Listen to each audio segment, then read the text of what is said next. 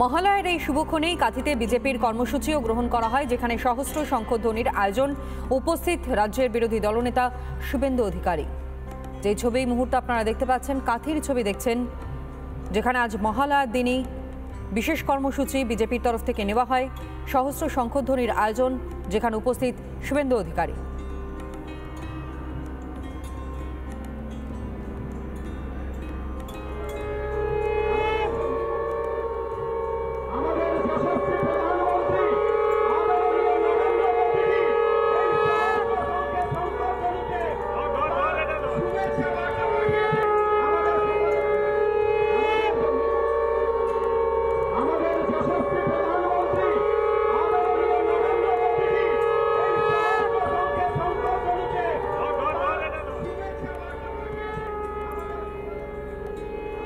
অসংখ্য মহিলারা তারা আজ উপস্থিত ছিলেন হাতে শঙ্খ নিয়ে। সহস্র শঙ্খধ্বনির মধ্য দিয়েই এই কর্মসূচি পালন করা হয়। উপস্থিত রাজ্য বিরোধী দলনেতা শুভেন্দু অধিকারীর সঙ্গে কথা বলেছিলেন আমাদের সহকর্মী সন্তু পান। কি বলেছেন শুনুন।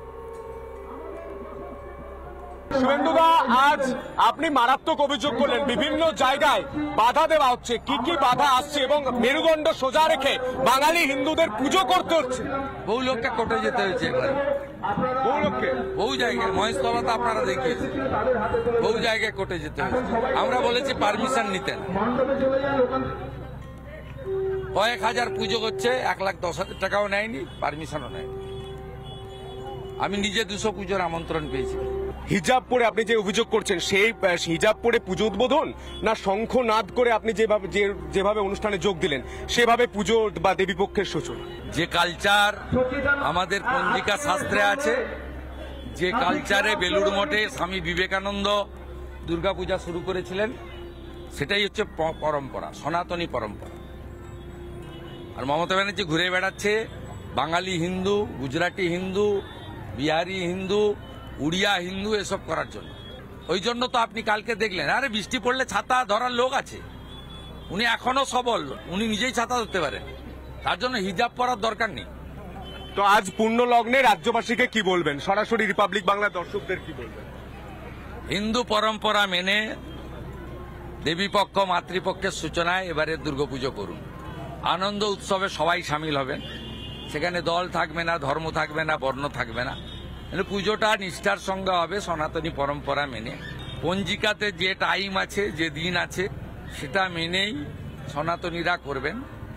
এবং এই পরম্পরা, এই ঐতিহ্য 1,10,000 টাকার বিনিময়ে কোনোভাবে সমঝোতা করবেন না, এটাই আমার সকলের কাছে আহ্বান, প্রার্থনা।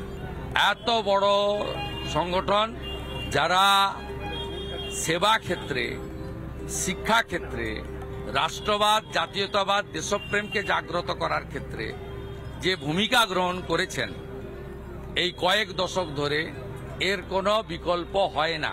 আমার শেষ প্রশ্ন, রাষ্ট্রীয় স্বয়ংসেবক সংঘের কার্যক্রম দেখে, এই রাজ্যের কার্যক্রম দেখে কারোর কি বুকে ব্যথা হচ্ছে? হতে পারে সে আমি বলতে পারবো না। যারা রাষ্ট্রবিরোধী তাদের বুকে ব্যথা হচ্ছে এটা বলতে পারি। রাষ্ট্রীয় স্বয়ংসেবক সংঘ রাজনৈতিক সংগঠন, এর সঙ্গে রাজনীতিকে মেশানোর দরকার নেই। কিন্তু যারা টুকরে টুকরে গ্যাং আছে, যারা ভারতবর্ষকে ছোট করতে চায়, যারা ভারতবর্ষকে ভাঙতে চায়, যারা পাহেলগামে হিন্দু দেখে দেখে বস্ত্র সরিয়ে হত্যার পরেও প্রতিবাদ করেনি, তাদের বুকে ব্যথা নিশ্চয়ই।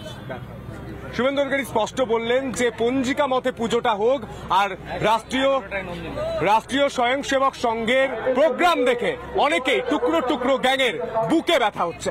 ভিডিও জার্নালিস্ট রজনীকান্ত বেরার সঙ্গে সন্তু পান, রিপাবলিক বাংলা। নানা ধরনের কন্টেন্ট দেখার জন্য লাইক করুন, শেয়ার করুন আমাদের ফেসবুক পেজ, সাবস্ক্রাইব করুন আমাদের ইউটিউব চ্যানেল। পাশাপাশি অন্যান্য ব্রেকিং নিউজের জন্য অবশ্যই চোখ রাখুন রিপাবলিক বাংলায়।